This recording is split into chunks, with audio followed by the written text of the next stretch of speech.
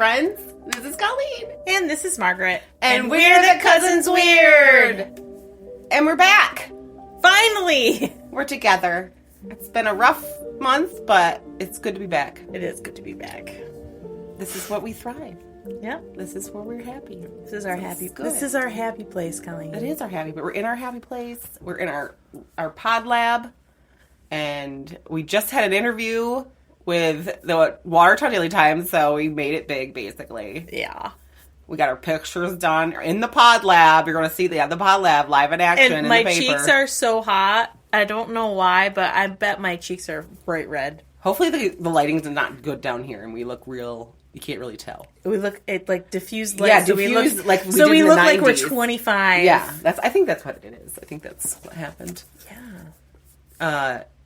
Yeah, so you can see the pod lab. We're going to be at the Flower Memorial Library on the 21st. No, we're not going to be there. We're going to be at the Jefferson Historical Society on the 21st of October for their Cocktails and Ghost Story. It's called Haunted Happy Hour. Haunted Happy Hour.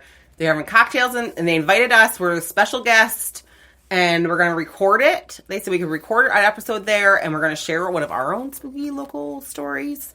And we're going to hear about other people's local stories. And we're really excited about it. I think that's going to be our special Halloween episode. It will be our special Halloween episode. It's very perfect. Exciting. So, here we are. We're back again. I'm ready to do this. I'm ready. Want to just jump in? We should. I mean, it's been a while. I might have to have another surgery on my leg, which is sucky. But, life goes on. It could be worse. I tell myself, You could not have a foot. Right. So we want to keep my foot. We have a foot. And you're going to keep a foot. Even if it hurts a lot, and I might have to have them cut me open again and shove more screws in there and tighten up ligaments. Not cool. It's gross, but, it is what it is. It'll fix me up. They will. It'll be good. I'm confident. Yes. Positive thoughts. Positive thoughts. My oldest child is turning 20 on Friday, and I feel old. It makes me feel old, too. And to think about it, 30 years ago, I was a senior in high school. Ew. Yuck. Ew. 30 years ago, I was in my senior year. You graduated in 94. Yep. And I graduated in 96 because of the December birthday. Yep. Wow. Yeah. You're old, man. I don't like that. I mean, I like it. It's fine. Inching closer to 50, to 30. I'm inching further away from 30. Closer to 50. I'm really happy it's October. It's spooky month. I'm closer to 60 than I am to 30. Yeah. Gross. That's gross. Closer to retirement. Oh, that hurts to think about that. What? I'm closer to 60 than 30. Yeah. And you don't puke, Margaret. Oh my God. Puke. She's gagging in her own mouth. Oh. It's fine. Right. It's fine. It means I'm another year older. I love being in my 40s. This is my prime. I kind of do too. I'm digging my 40s. 40s has been good. I haven't had any complaints, really. I feel like I'm confident in myself. And I'm not doing anything I don't want to do. It's true. I live life the way I want to. I feel pretty confident in it.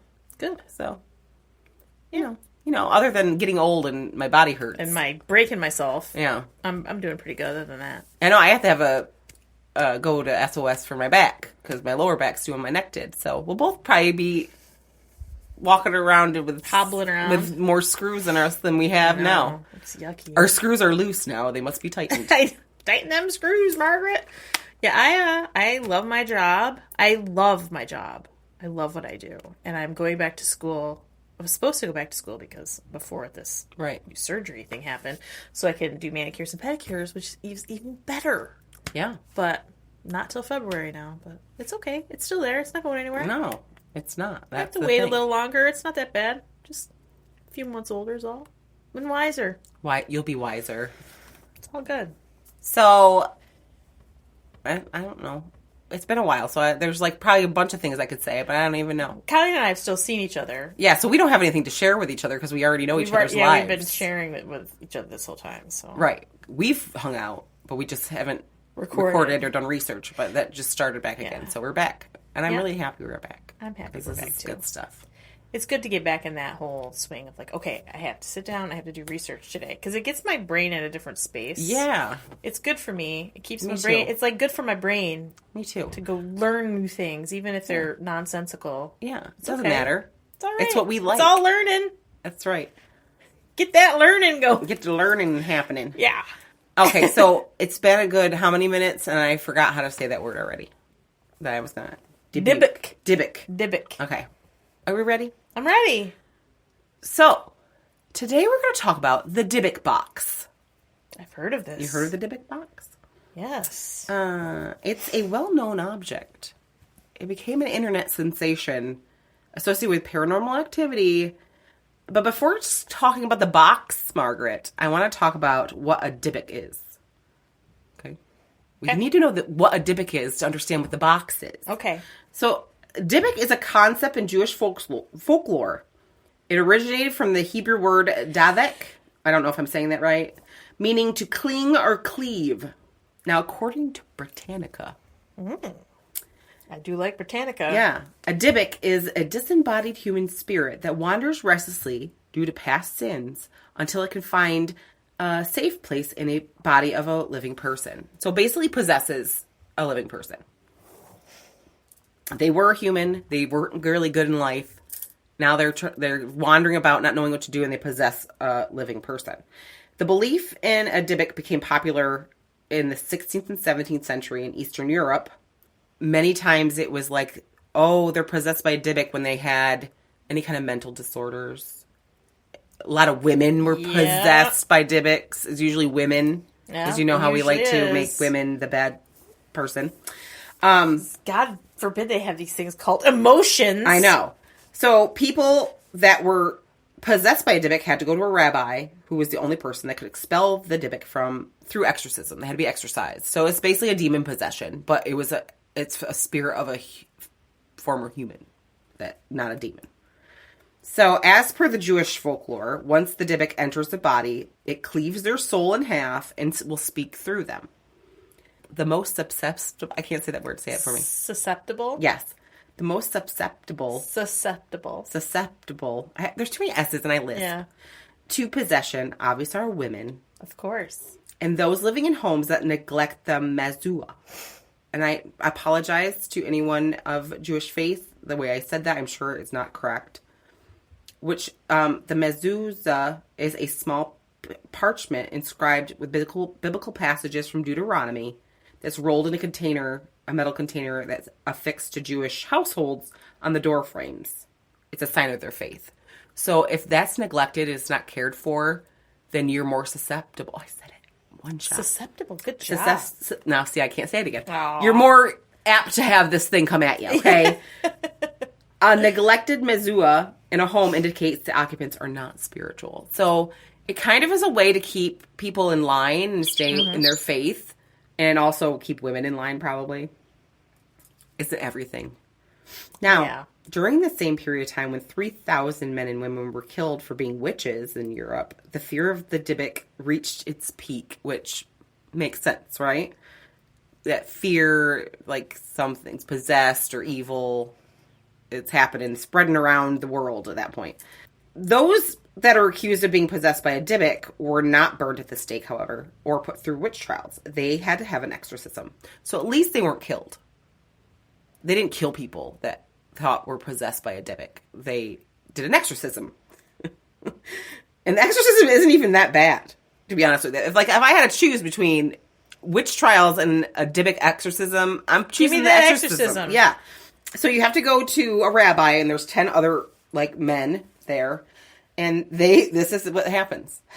Hey, you know what? I just got thinking, if somebody back then accused me of being possessed by a Dybbuk, I would be on my worst behavior. Because I could. Or if they accused of being a witch, say, no, I'm just possessed by a Dybbuk. A Dybbuk got me! Well, it gives you free reign to act like an asshole. Yeah.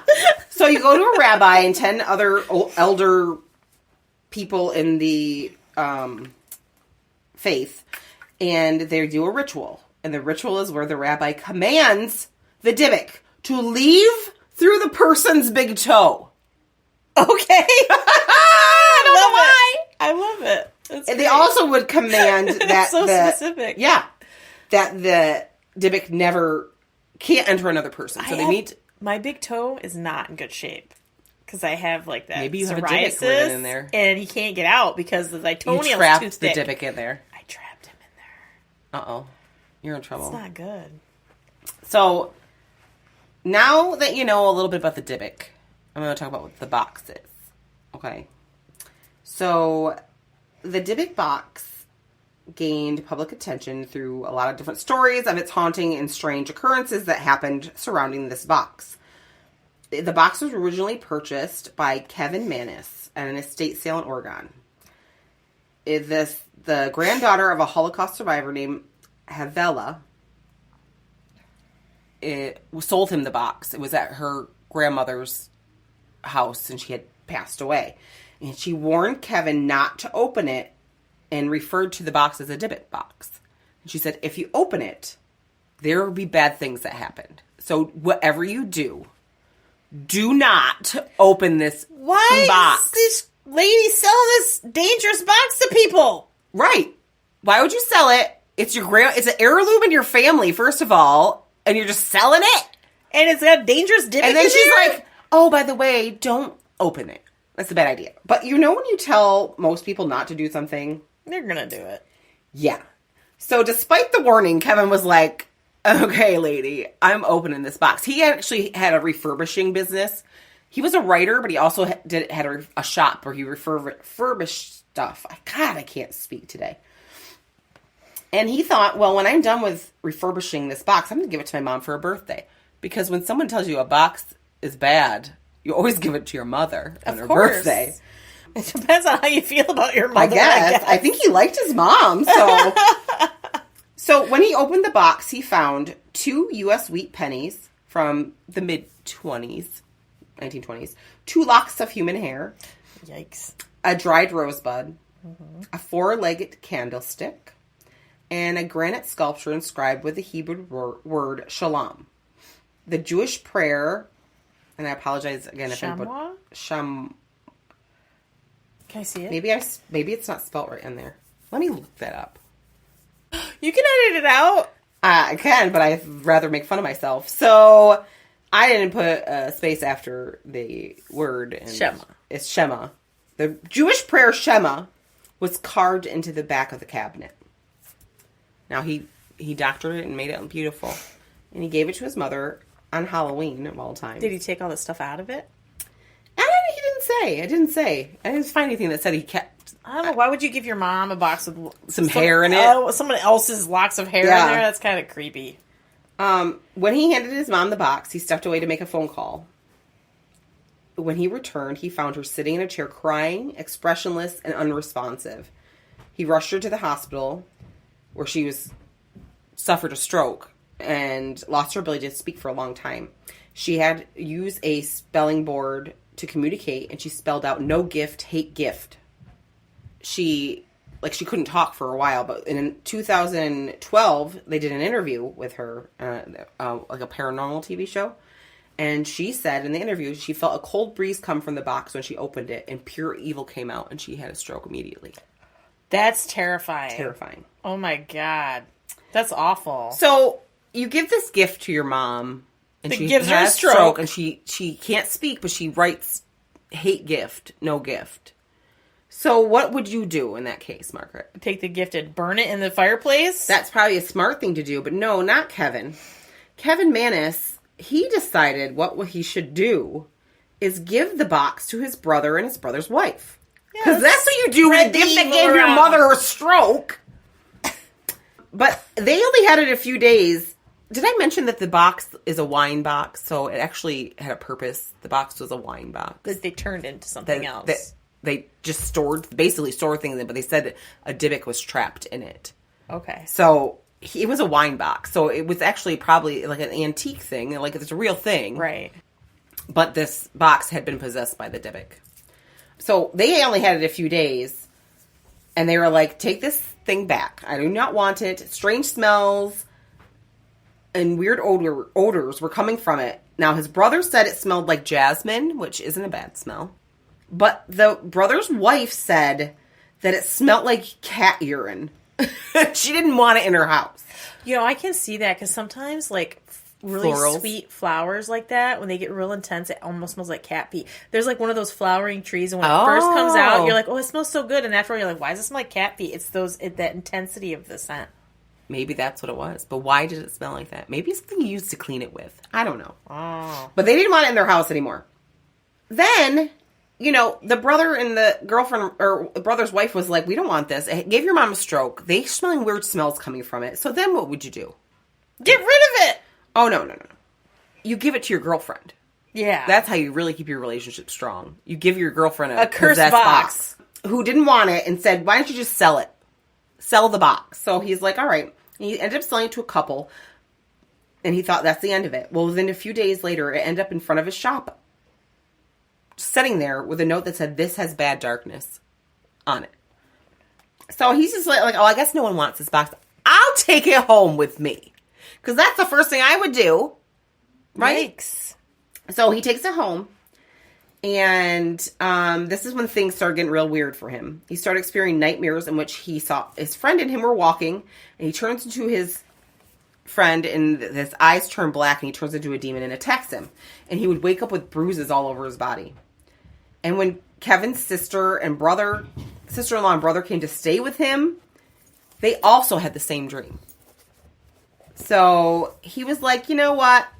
Maybe I need to get rid of this box. So Maybe. So in 2003, Kevin decided, I'm going to list this on eBay. It's an antique. It's a collector thing.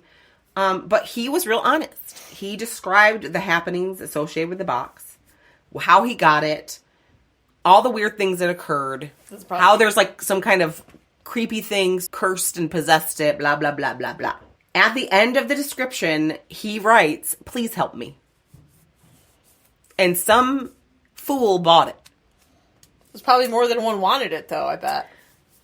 At this point, people started seeing that, and it started getting some, traction online. People were like, what's this crazy thing? So, the box was purchased by a college student named Joseph Nietzsky. And he said that once he got possession of the box, there was an insect infestation in his house. He started to lose his hair, and weird odors started emanating all the time.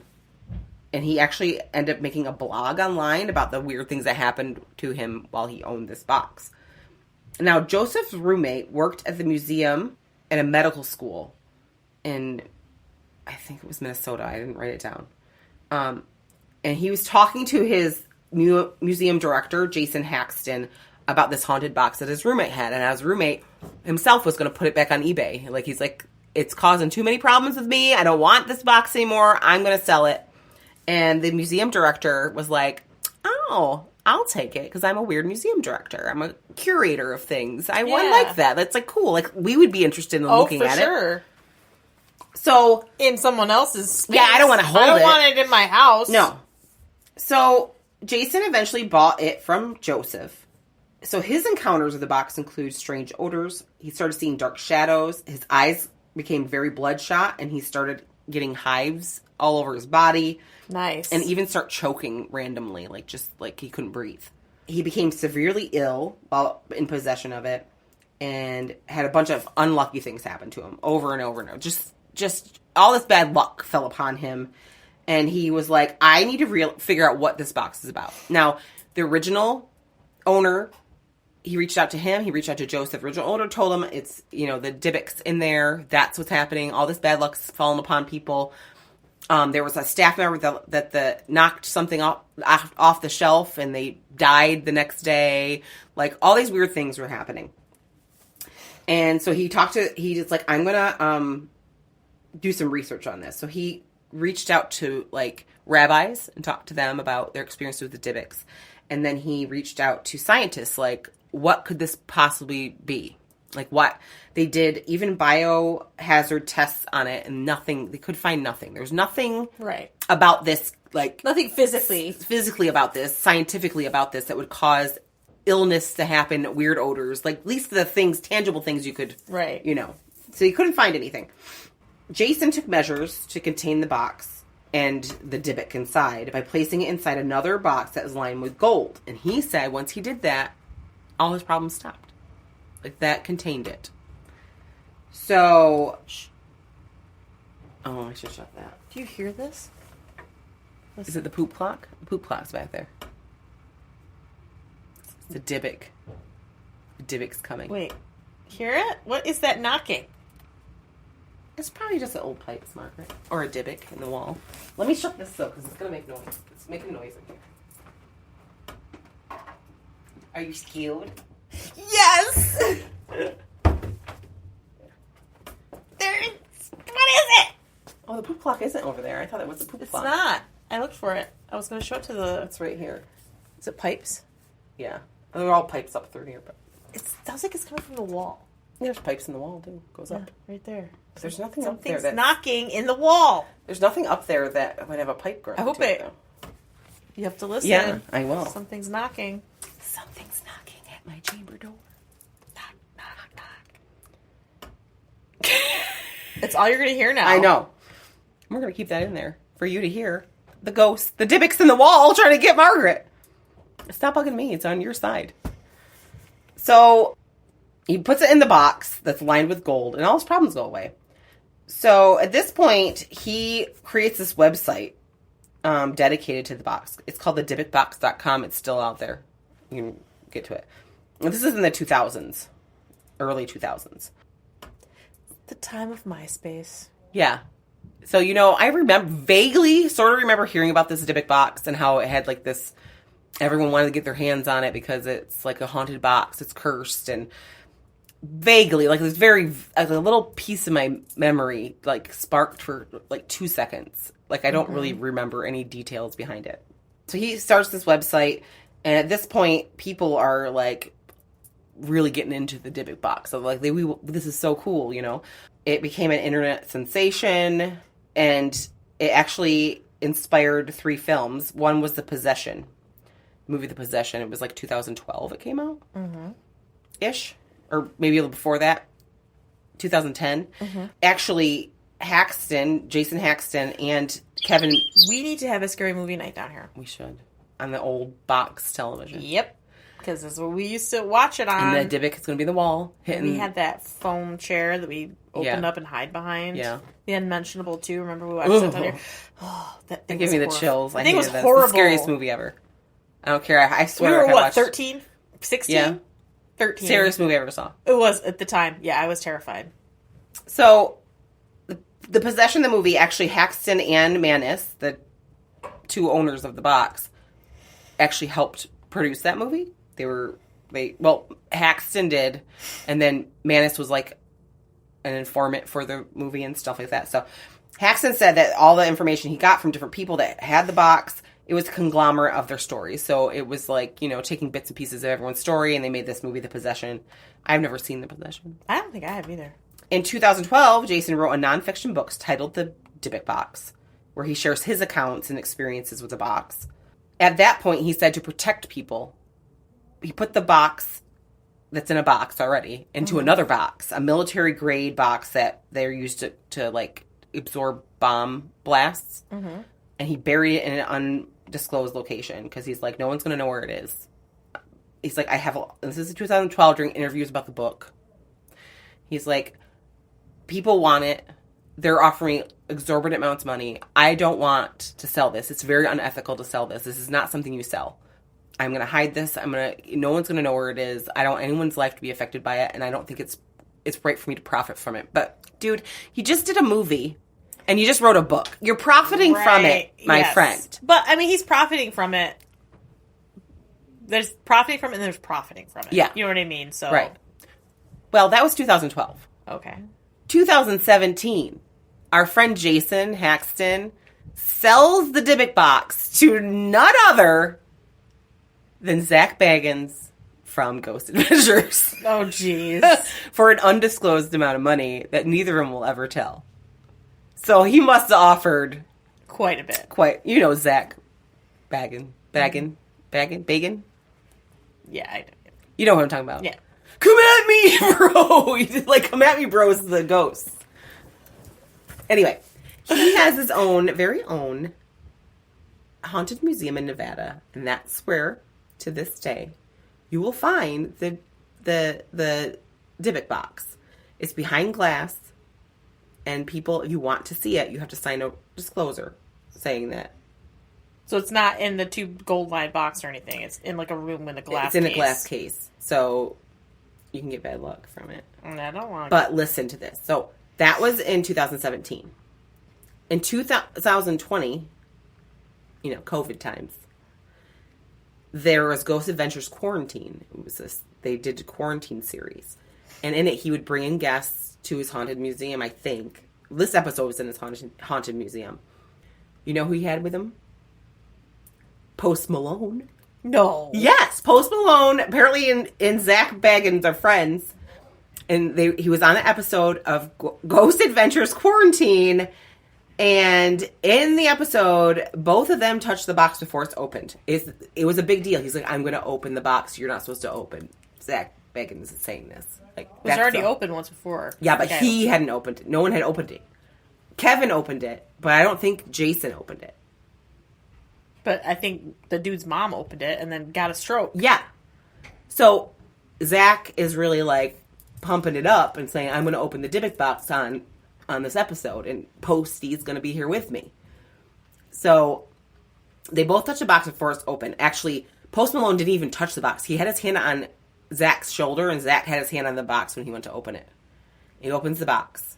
And I don't know, they said they caught something on film of something leaving the box. I didn't watch the episode. I have no clue. How to get back in the box? I should have watched the episode so Right. I can say if I saw it or not. But I didn't, because I didn't have time. But Post Malone swears that he had a series of bad luck after that. He said, there was a series of unfortunate events in my life, and he had to do an emergency plane landing because it almost crashed. His house was broken into and robbed, and he was in a car accident right after his interaction with the Dybbuk Box. So he is like, that thing's real, that thing's creepy, I want nothing. I love Post Malone. Yeah, me I think too. he's adorable. Yeah, he is. Now, there's a lot of different Dybbuk Boxes out there that people try to say are Dybbuk Boxes, but they're not the Dybbuk Box. Well, There isn't anything, a Dybbuk Box isn't even a thing. It wasn't part of Jewish faith. Like, they didn't have Dybbuk Boxes. This is just... That lady said it was. Lady said it was. So, now, Manus, even on Wiki, if you go on Wiki and look up the Dybbuk Box, it says that Manus made the whole thing up. Like, he found this box. He did buy it in an estate sale, but he didn't. That it wasn't from a Holocaust survivor. That he was a writer too, and he cleaned it up and put it on eBay and wrote a real elaborate story about it, and sold it for $280. But he said bad things did happen to him when he had the box, but he just wrote about it. Now, Haxton says the box is cursed. All these things happened to me. Joseph had the same things happen, weird things happen to him. And he's like, but he thinks what happened was that the first guy there, Kevin, that Kevin put a curse on the box with the Kabbalah. He practices Kabbalah. And that he cursed the box, and the box caused all these bad things to happen. That maybe there really isn't a Dybbuk in the box. However, It still is cursed. And Kevin's Jewish, so he knew about the Dybbuk. So maybe that's why he called it now. Now, Kevin will say, I made this, is all bullshit. Kevin Manus. Kevin Manus says it's all bullshit. I made it up. It was a living ghost story it was a phenomenon. But he literally made no money off it. He made $280 and he sold the box. The person that made all the money off it is Jason Haxton. He's made all the money. I mean, he sold the box to Zach Baggins for who knows how much. He wouldn't sell it in 2012, so no one gave him enough money, basically. He did a movie. He did the book. He's made tons of money off it. And he insists that even if it's not a Dybbuk in the box, that box is cursed. Something's wrong with this box. And he thinks that Manus is lying about it, that it's a ghost story. Now, the question is, when Kevin Manus is asked, how come your mother in a interview says that she felt the cold breeze and the evil, and she really did have a stroke. He did give her the box. She did have a stroke. She was just being a really good actress for me and trying to play out my story. Is that true? Isn't that true? I don't know. Why would he lie about it? Is he trying to get some fame from this and trying to ruin Haxton's? It could also be that maybe part of the lore of the Dybbuk Box is to remove the curse, you have to deny it exists. Maybe. Now, Baggins says, if you don't believe in the Dybbuk curse, there's some kind of something happening with this box. It's definitely, people really have these experiences. There's something about it. This is a haunted. He makes people sign waivers. Of course, that's part of the lure and what he does. So opinions are divided on the authenticity of the Dybbuk Box. Like I said, Kevin Manis said he made it up for fun, while Jason Haxton attests that it's true haunted nature. And regardless if you believe this is Dybbuk Box or not, there is something that goes on around this box. If it's cursed or haunted or whatever it is, there's some kind of negative something. And it could be the power of suggestion and the power of, like, the people's obsession with that kind of thing. You watched Supernatural, right? I sure did. Did you watch it more than once? No. Oh my I stopped God. watching it, like, when they got more angel-y. I've watched the complete Which I need series to finish like someday. multiple times because Right. it's on my list of like favorite things. Like this time, I'm just finishing up Gilmore Girls and I gotta get started on my Supernatural because it's Halloween and it's the first season is the best. First season is the best. But I've seen the first season several times. Remember they have that episode where they're like, why is all of this weird ghost and he keeps changing and they're in the house and they're like, none of the laws of ghosts are applying to this. Why? It's like, we did this, and nothing is working. And first he hung people, now he has an axe, and it's because it was like some weird symbol on the wall, and it was all the power of suggestion on the internet, and people like, oh, we believe in it, and then it manifested itself. It made it real. Obviously, it's a TV show, but right. It's just like the whole idea. And that's part of the thing behind this. Okay, maybe the Dybbuk Box was made up, but there's power in this box through suggestion, through people's beliefs, through whatever. Mm-hmm. Like, there's something about it that causes things to happen. So creepy. That's the story of the Dybbuk Box. You can go buy yourself a Dybbuk Box. People sell them online. And, do you want to tempt fate? Even if it's not the Dybbuk Box. I don't need to be buying it. It's a curse box. It's a curse box somehow because I have enough belief in creepiness to make that creepy shit happen to manifest that shit. Yeah, I don't need to manifest bad shit, so I'm not buying a Dybbuk Box. But you can buy one, and you can go to the website, or you can go to Zach Bagan's Haunted Museum and see the real one if you'd like to. But that is the story of the Dybbuk Box. I wanted to do a haunted thing for Spooky Month. So perfect. I don't even know how I found this. I was looking up true hauntings, and this is popped up. That's a good one, Colleen. I like that one.